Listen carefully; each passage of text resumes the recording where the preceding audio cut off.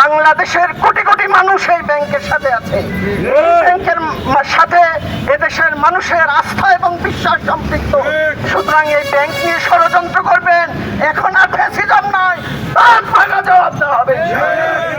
এবং আমরা আজকে এখানে দাবি করতে চাই গ্রাহকদের তরফ থেকে, এক নাম্বার হলো যারা এই বিশৃঙ্খলা তৈরি করছে তাদের বিরুদ্ধে মামলা দেন, তাদেরকে হলো গ্রেপ্তার করেন, শাস্তির আওতায় নিয়ে আসেন। এটা হলো আমাদের এক নাম্বার দাবি।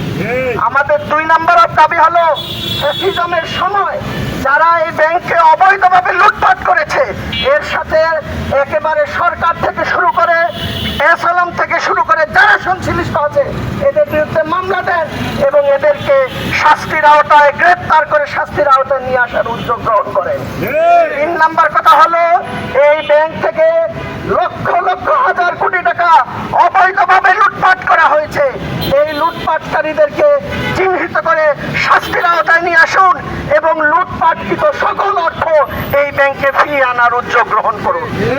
আমরা সর্বশেষ বলতে চাই, যারা আজকে হলো অবৈধভাবে নিয়োগ পেয়েও আপনারা বৈধতায় আসছেন না, তাদেরকে হলো এদেশের জনগণ স্পষ্টভাবে আপনাদেরকে হলো রাজপথে মোকাবেলা করার জন্য এদেশের মানুষ কিন্তু প্রস্তুত আছে।